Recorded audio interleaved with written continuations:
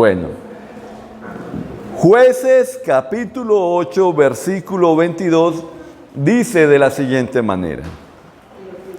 Entonces los israelitas le dijeron a Gedeón: gobierna sobre nosotros, y después de ti, tu hijo y tu nieto, porque nos has librado del poder de los madianitas. Pero Gedeón le dijo: yo no los gobernaré, ni tampoco mi hijo, solo el Señor los gobernará. Pero tengo una petición, añadió: que cada uno de ustedes me dé un anillo de lo que les tocó del botín. Era costumbre de los ismaelitas usar anillos de oro.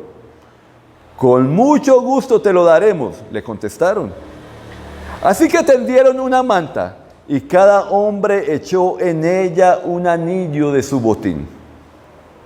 El peso de los anillos de oro que él les pidió llegó a 19 kilos, sin contar los adornos, los aros y los vestidos de púrpura que usaban los reyes madianitas, ni los collares que llevaban sus camellos.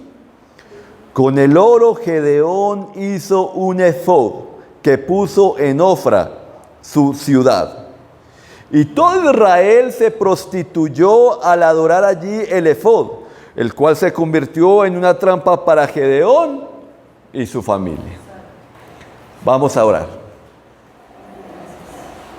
Pídale a Dios que hable a su vida. Padre, te damos muchas gracias en esta mañana porque tú eres bueno para con cada uno de nosotros. Acá estamos, Señor, en tu presencia, Dios, reconociendo, Dios mío, nuestra condición, reconociendo que tú eres Dios, que tú eres quien gobierna los cielos y la tierra, y reconociendo nuestra necesidad de ti, Señor.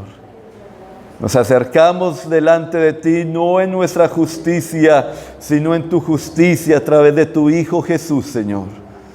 Oramos, Señor, que tu Espíritu sea obrando en cada vida, en cada corazón, en cada hombre, mujer, que tú traigas comprensión espiritual y libertad a cada persona, Dios mío, en esta mañana, en el nombre de Jesús. Amén. Cuando era adolescente me gustaba salir de camping y salía con los amigos a acampar. En una ocasión nos fuimos para un lugar de Antioquia y nos hicimos, acampábamos normalmente cerca a un río o alguna quebrada bonita que nos gustaba. Y nos hicimos al lado de una quebrada bonita donde había un lugar para nadar y todo eso. Pero poco sabíamos en cuanto a salubridad y todo eso. Y veíamos el agua bonita y dijimos, el agua es bonita, entonces puede tomar. Y claro, nosotros llevamos nuestras papeletas de TAN y cogimos agua, hicimos nuestro fresco y nos lo tomamos y nos supo muy rico y lo disfrutamos. El problema fue cuando llegamos. Terminamos directos. No podía respirar porque algo malo pasaba. Y todo porque aquella agua que parecía limpia estaba contaminada. Tenía mezclas dañinas para nuestro cuerpo y nos afectó en gran manera nuestra salud. Y lo que quiero compartirles en esta mañana es acerca de una fe sin mezclas. ¿Una fe qué? Sin mezclas, una fe sin mezclas. Y la historia que leemos es de un personaje que se le comparte mucho a los niños, de Gedeón. Gedeón, el que le apareció el ángel de Dios y que Dios le dijo, el ángel del Señor le dijo que fuera con su fuerza, que iba a vencer a los madianitas, porque los madianitas eran un pueblo que los tenían sometidos, esclavos. Y Dios respaldó a Gedeón y Gedeón en medio de su crisis de fe le dijo, si alguien recuerda esa historia de que, Señor, si tú estás con nosotros, haz que esta mota de lana pongamos, que todo quede seco alrededor y que esto se quede mojado. Ese mechón de lana, y Dios le concedió eso como para confirmar, y el hombre como que seguía dudando y dijo, bueno, Señor, bueno, a ver, hagamos lo contrario, que el mechón quede seco y que todo alrededor quede mojado, y Dios le concedió, y Dios estuvo con él y le dio una gran victoria sobre sus enemigos, triunfaron, los derrotaron, y por fin Israel, después de muchos años de servidumbre, tuvo libertad porque Dios les había dado la victoria a través de Gedeón. Y vemos a Gedeón en la historia de la Biblia como un gran héroe. Lo especial de la Escritura es que muestra esa parte humana, esos grandes logros, pero también muestra los fracasos de esos hombres de Dios. Y uno de los fracasos que tuvo Gedeón fue que tuvo muy buenas intenciones, pero a veces podemos tener buenas intenciones y las cosas salirnos mal, porque no son suficientes las buenas intenciones. Y Gedeón tuvo una buena intención. El pueblo se alegró y dijo, queremos, si usted nos ha dado esta victoria, entonces sea nuestro rey. Y él contestó de forma muy firme, no, ni yo ni mis hijos, rey el Dios, nuestro Señor, Él es el rey, Él es el que nos va a gobernar. Sin embargo, a él se le ocurrió una gran idea y es, bueno, pero si ustedes quieren, cada uno me da un anillo del botín, un anillo de oro. Y recogió eso y hizo un efod. ¿Qué es un efod? Un efod era una especie como de chaleco que usaban los sacerdotes israelitas allí, que comenzaron cuando se estableció el sacerdocio de Aarón, hermano de Moisés. Y era una de las prendas que vestían los sacerdotes. El sumo sacerdote tenía un efod muy especial porque era adornado y tenía unas piedras preciosas, y los sacerdotes lo usaban para consultar la voluntad del Señor. Entonces, Señor, necesitamos consultar la voluntad de Dios. Entonces el sacerdote traía el efod y consultaban a Dios. Entonces lo que hizo Gedeón es hacer algo, un utensilio conocido para ellos, que tenían un simbolismo muy especial de parte de Dios, y era buena la intención. El problema es que puso ese efod en su ciudad, y lo que parecía algo bueno terminó siendo algo malo, porque la gente dice que el pueblo se prostituyó detrás de ese efod. Se fueron y aquello se convirtió en un lugar de idolatría. Es una historia muy similar a la que hay también en Jueces capítulo 17. Y en Jueces capítulo 17 cuenta la historia de un hombre llamado Micaías. Micaías, a su mamá se le perdieron unas monedas de plata, 1100 monedas de plata. Y la mamá, cuando se le pierde la plata, maldijo y lanzó una maldición contra el que se le había robado ese dinero. Y el hombre, porque la gente, el ser humano, a pesar, comete fechorías, pero a su vez hay como un temor a lo espiritual, ¿cierto? Y el hombre sintió mucho temor, y él mismo dijo, mamá, mamá, eso no lo robó nadie, yo las tengo. Y el mismo hijo se había llevado las monedas, y la mamá dijo, uy, hijo, bendito hijo, y se alegró la mamá. Y la mamá dijo, mi hijo, y cambió la maldición en bendición, y después dijo, ese dinero es consagrado a Dios. Y cuando dice consagrado a Dios, no está diciendo un Dios raro. Menciona el nombre de Yahvé, el nombre de Dios. Este es un dinero consagrado a Él. Y lo que hacen con el dinero es hacer un ídolo. Hacen un ídolo, hacen una figura, y hacen también un efod, y hacen un santuario. Lo que están haciendo ellos, el pueblo de Israel está conquistando en un lugar que Dios le dio donde viven pueblos con muchas creencias. Y lo que hace el pueblo de Israel es revolver las creencias. Revuelve las creencias. Uno puede tener muy buenas intenciones con sus creencias, pero le puede salir mal. En una ocasión en mi casa, Sara consiguió un gatico, un hermoso gatico, porque los gaticos cachorros son muy bonitos. Pero en la casa también había un ratón. Y yo dije, tengo que atrapar a ese ratón. Y me conseguí una pega para cazar los ratones, que se quede pegado. Y adivinen qué casé. ¡Al gato! Y quedó ese gatico así. Y yo le quité la pega y quedó ese gatico, se le perdió lo bonito porque quedó como un gatico indigente, todo pegotudo por toda parte. Y yo al verlo así se me ocurrió una buena idea, porque yo tenía muy buenas intenciones. Y la idea es, eso es como pega, le debe de servir barzol.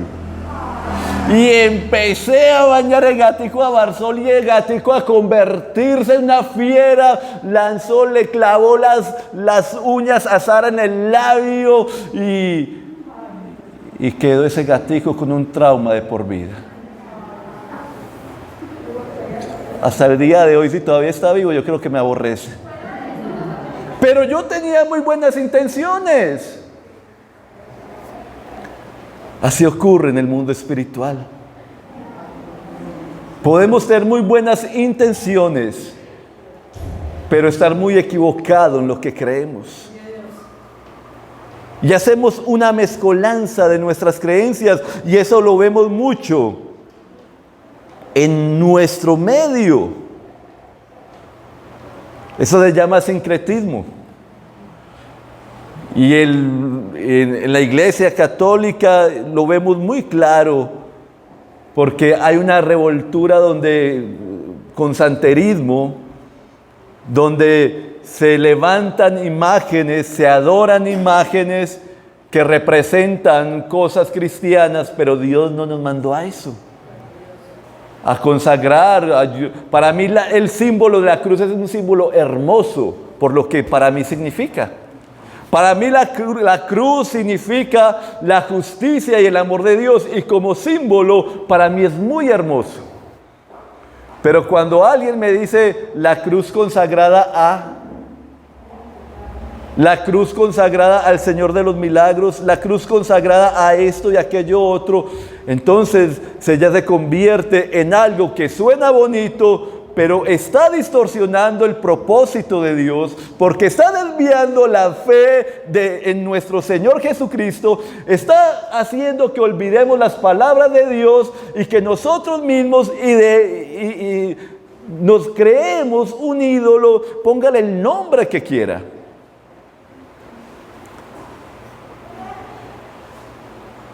Eso ocurre en la iglesia evangélica también.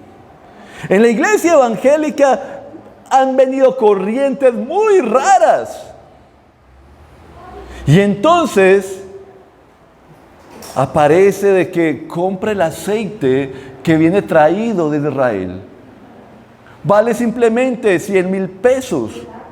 Pero es el aceite original con los ingredientes originales, y la gente se olvida de su fe en la palabra de Dios y empieza a poner su fe en cosas, porque tenemos esa tendencia a olvidarnos de la palabra de Dios, a olvidarnos de lo que Dios dijo, para poner nuestra fe en símbolos, en cosas que parecen muy bonitos, pero que Dios no nos mandó a que pusiéramos la fe en ello. Y lo que debiera de ser algo bueno se convierte en algo malo, porque desvía, afecta nuestra fe. Eso lo mismo lo vemos con las filosofías o las ideas nuevas. Entonces surge, por decir, en este tiempo estamos luchando con la ideología de género, y entonces algunas iglesias, para no quedar mal con el sistema, dicen, bueno, nosotros también queremos casarnos con la idea. Y empiezan a acomodar ideas, filosofías al cristianismo. Y muchas iglesias se han dividido por eso, porque muchos dicen, no, nosotros no, estamos en tiempos diferentes, en tiempos distintos. Y entonces empiezan a incorporar una cantidad de ideas que no tienen que ver nada con Dios. Estamos en tiempos en que vale más un perro que un ser humano. Y no estoy en contra de que ame y cuide a los animales, porque es bíblico uno tratar bien a los animales. Pero cuando se humanizan y vale más un animal que un ser humano, me preocupa cómo estamos viendo la vida. Y empezamos a mezclar eso con cristianismo. Entonces, simplemente decimos, somos cristianos porque tenemos X o Y ritual cristiano, tenemos X o Y símbolo cristiano, pero en la práctica hacemos muchas cosas que nada tienen que ver con Dios. Y se convierten en mezclas muy peligrosas. Dice que eso fue causa fue causa de que el pueblo de Israel se prostituyera. Y prostituirse, en ese caso de forma espiritual, bueno, tiene las dos connotaciones. Porque bíblicamente cuando Dios exhorta a su pueblo de que se prostituyó, es porque el pueblo empezó a adorar y a rendir su vida a diferentes dioses. Dios hace un pacto con el pueblo de Israel. Un pacto es un compromiso mutuo, como si fuera un matrimonio donde hay un compromiso mutuo. Tú eres nuestro Dios y nosotros seremos tu pueblo. Nuestra vida será para servirte, para adorarte, para honrarte a ti. Y el pueblo de Israel termina entregando su servicio y creyendo a otros dioses. Pero también tiene algo literal, porque literalmente esta gente practicaba algo que era la prostitución ritual. Las mujeres, por eso les dice constantemente Dios les advierte, no hagas pacto con esta gente porque llevarán, ni entregues tus hijos a sus mujeres, porque esas mujeres harán que lleven a tus hijos a prostituirse. Literalmente, prostitución ritual era parte de los rituales que ellos hacían. Cuando nosotros llegamos al Nuevo Testamento existe un pacto, y el pacto es que si ponemos nuestra confianza en Cristo Jesús, creemos que es el Hijo de Dios, entonces el Señor nos hace parte de su familia, perdona nuestros pecados, nos da un nuevo corazón. Él será nuestro Dios y nosotros seremos su pueblo. Y el principio sigue siendo el mismo. Por eso Santiago dice, oh almas adúlteras, ¿no saben que hacerse amigos del mundo se convierte en enemistad contra Dios? Y posiblemente usted no tenga una imagen de X o Y cosa, aunque también sé que hay gente que practica el cristianismo y a la vez practica la brujería. Que va a una iglesia cristiana y no tiene problema en consultar al muerto o al adivino. Eso se ve. Pero también se ve cómo practicamos, tenemos nuestros rituales cristianos, pero a la vez adoramos los ídolos de este mundo. El Dios dinero, el Dios poder, el Dios sexo. Y no es que esas cosas sean malas, porque Dios nos las regaló. Dios nos regaló el poder de hacer riquezas, nos regaló la bendición de la sexualidad, nos regaló todas estas bendiciones. El problema es que el mundo ha hecho de esto sus ídolos, su razón para vivir, su razón para existir. Y la gente ha puesto a Dios como en un rinconcito, acomodándolo a su gusto y rindiendo sus vidas a todos estos ídolos. A todo esto. Y entonces Hemos hecho una mezcolanza. ¿Saben qué es lo bueno de la idolatría? Lo bueno de la idolatría, bueno para el ser humano, es que puede acomodar a Dios a su gusto. A mí me parece, yo siento, yo busco a Dios a mi manera. A mí me parece. Y buscamos cómo acomodar al Dios grande y poderoso a nuestro amaño y adorarlo a nuestro amaño. Pero Dios es Dios. Y somos nosotros los que nos sometemos a Él, y somos nosotros los que tenemos que aprender a confiar en Él, y somos nosotros los que tenemos que aprender a confiar en su palabra y en su dirección para nuestras vidas. Él es el que dio su vida por nosotros, y nosotros tenemos que aprender a caminar en fidelidad con Él y tener mucho cuidado de qué es lo que creemos. Porque si no, esas creencias se van a convertir, esas acciones se van a convertir en tropiezo para tu casa y para nuestra sociedad. Normalmente cuando una sociedad entra en crisis es porque su fe ha entrado en crisis. Normalmente cuando usted puede decir que es cristiano de cepa, que su abuelo y que venimos de raíces muy evangélicas. Pero en el momento en que en su casa empiecen a hacer lo que es contrario a Dios, a adorar lo que es contrario a Dios, a vivir no conforme a lo que Dios te dirige, sino conforme a su propio parecer, esas enseñanzas van a afectar nuestras generaciones. Van a afectar a nuestros hijos. Van a afectar a la gente que sigue. Porque ven algo que supuestamente dicen creer, pero sus acciones son diferentes. Y nosotros no aprendemos tanto por lo que nos dicen que debe de ser, sino por lo que vemos. Nosotros podemos decirle a nuestros hijos: papito, mentir es malo, no mienta.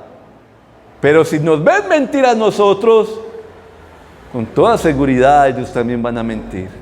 Podemos decirles que robar o hacer esto, aquello es malo y darles la mejor consejería.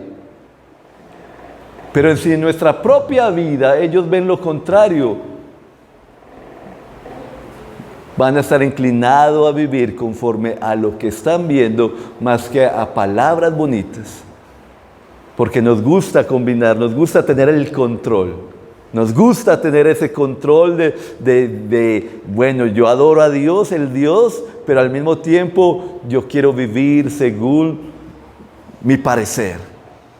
Y eso se convierte en tropiezo y en caída, y es por eso uno dice: pero ¿qué pasó con fulano? ¿Qué pasó con aquella casa? ¿Qué pasó con esto? Y es una historia que se repite. ¿Cómo podemos romper todo esto? Hay algo que podemos aprender para salir y no tomar esa agua contaminada, no tomar esa agua mezclada. Una es: conozca muy bien la fe que trae victoria, conozca muy bien en quién usted está creyendo. Fe es lo mismo que confianza, y yo confío en alguien que conozco. Una de las características de los jueces de esta generación es que levantó una generación que no conocía a Dios. Dios se revelaba, pero no conocían a Dios. Y cuando no conocemos a Dios, le atribuimos a Dios lo que no es de Dios, y dejamos de hacer aquellas cosas que sí tienen que ver con Dios.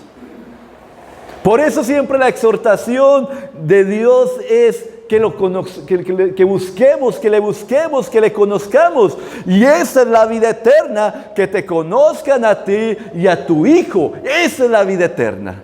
¿Y cómo conocemos a Dios? A través de lo que Él ha revelado de sí mismo.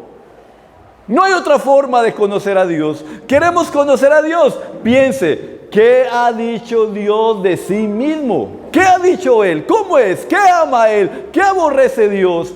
Para él, ¿qué es importante? Y es así que aprendemos a conocerlo cuando usted escucha con atención.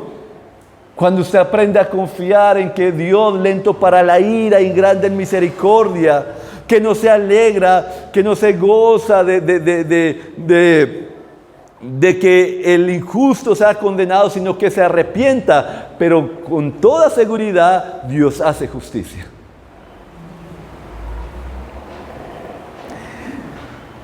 Necesitamos volver. Gedeón hizo muy bien cuando dijo, no, nosotros y nuestra familia no va a ser el rey es el Señor.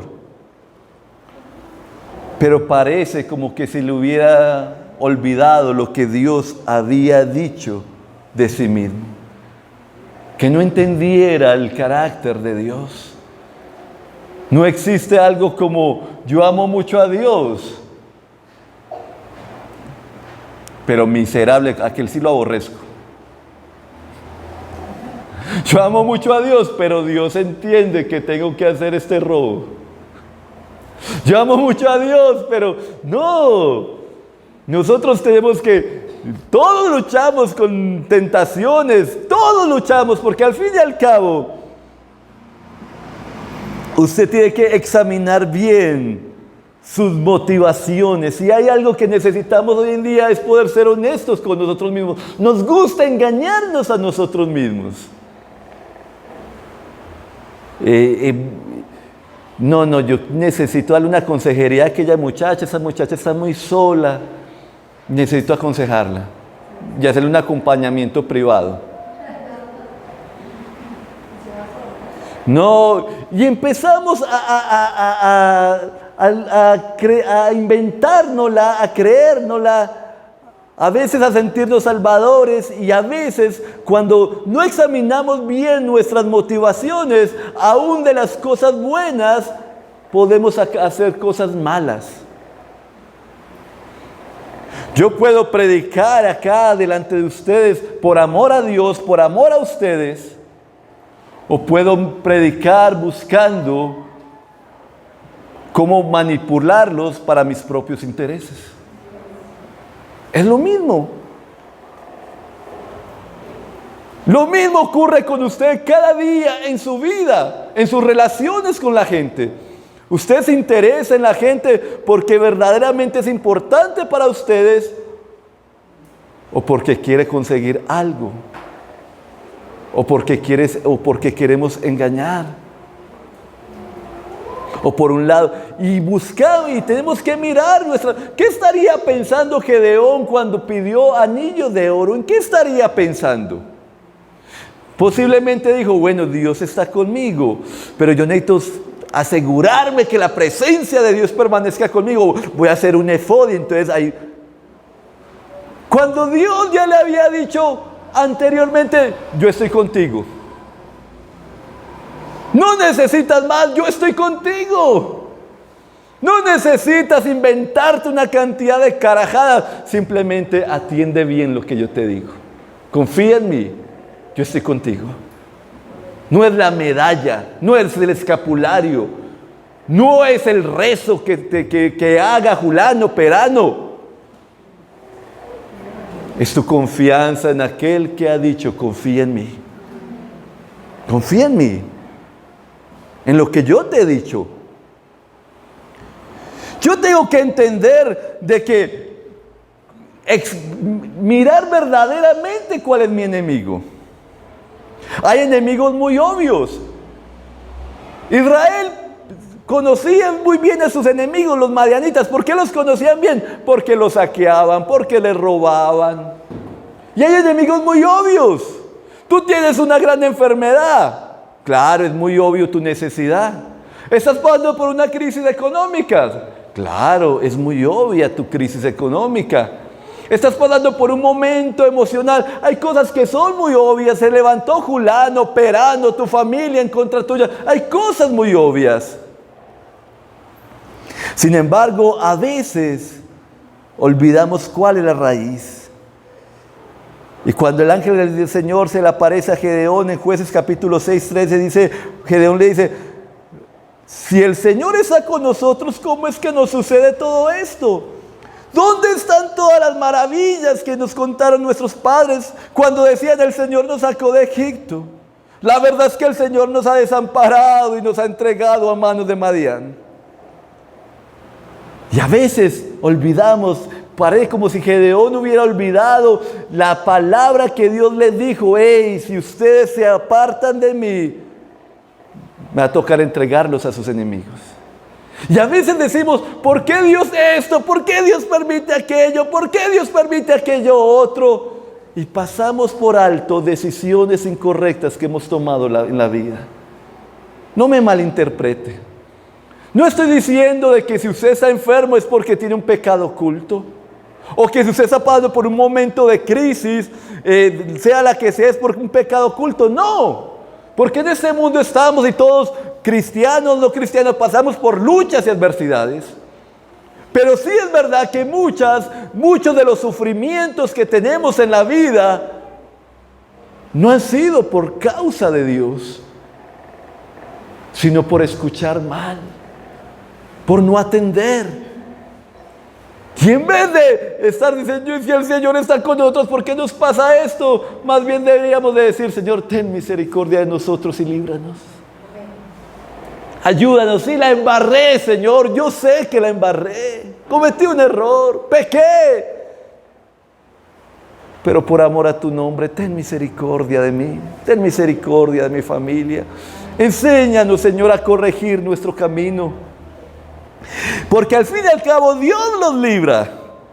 Pero el hecho de que tú ganes una batalla no significa que la guerra haya terminado.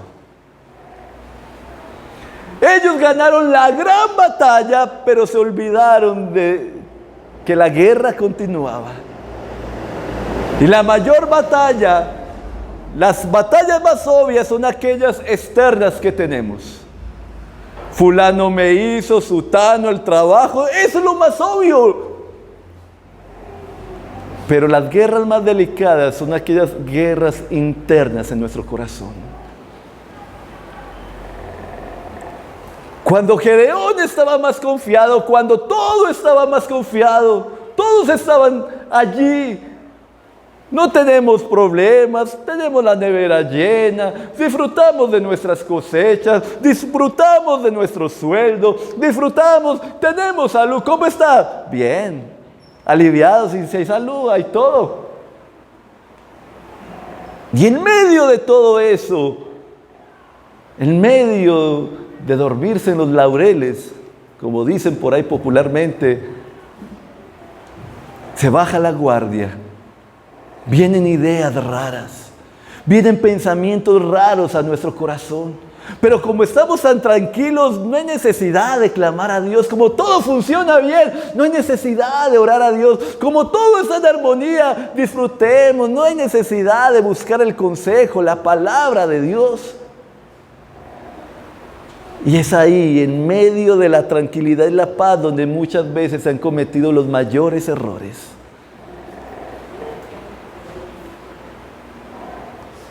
Porque hay una lucha, una victoria. Gloria a Dios por las victorias que Dios te da, pero eso no significa que la guerra haya terminado. Y la mayor batalla que tenemos está acá. Ideas, pensamientos, constantemente queriendo derribar toda palabra de Dios en tu vida, queriendo derribar todo consejo de parte de Dios en tu vida. Tus emociones se alteran, a ti te parece, y si a ti te parece como a mí me parece y como yo lo siento, está bien, porque yo tengo muy buenas intenciones. Y no es así. No hay algo más especial que uno tener sed y poder beber agua. Pero saber que el agua que estás bebiendo es un agua limpia. Aquel Medellín es una bendición, ¿cierto?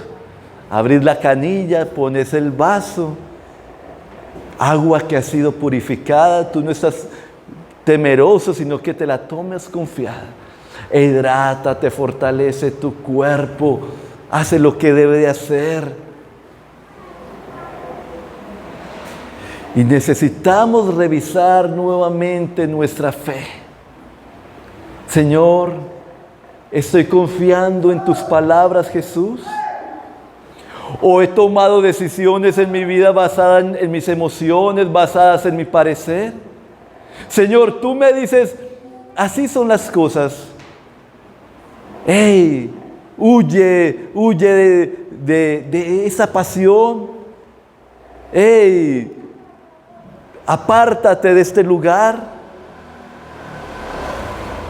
Perdona.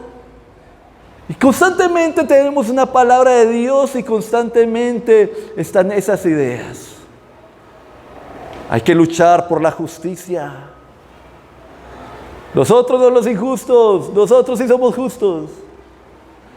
Y si yo soy justo y el otro es injusto, entonces yo puedo pelear, maltratarlos y hacerles lo que yo quiera y destrozar todo lo de ellos porque es por causa de la justicia. Porque en nombre del amor, porque lo importante es amar, no importa si usted se enamora de un perro, lo importante es que sienta amor. Y en nombre del amor, entonces todo es válido. Y nos llenamos de una cantidad de ideas y yo he peleado, por así decirlo, con Dios en mi parte, muchas veces en mi vida cuando yo he dicho, Señor, a mí no me parece esto. Señor, a mí no me parece aquello.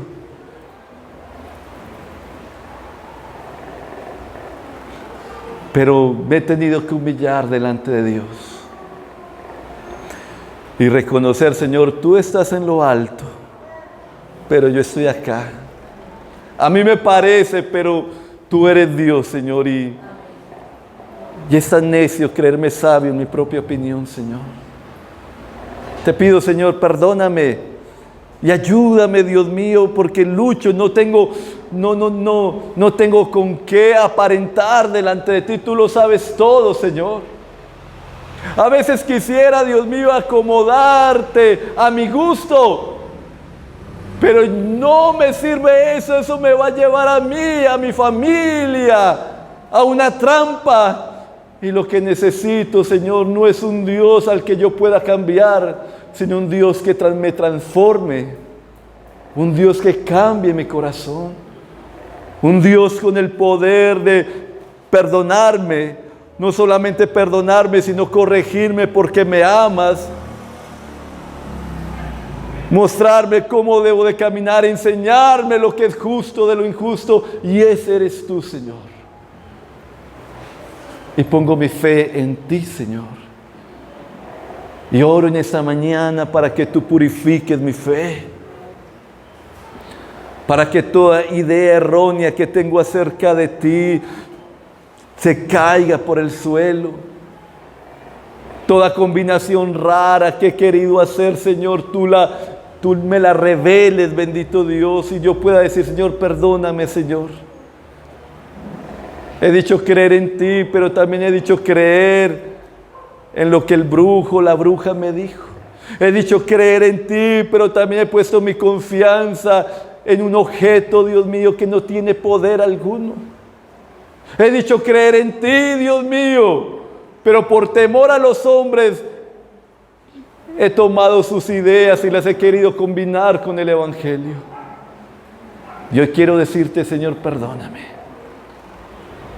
¿Cree que puede hacer esa oración hoy? Que le puede pedir a Dios, Señor, en el nombre de Jesús, muestra mi corazón. Puede inclinar su rostro, ponerse de pie como usted desea.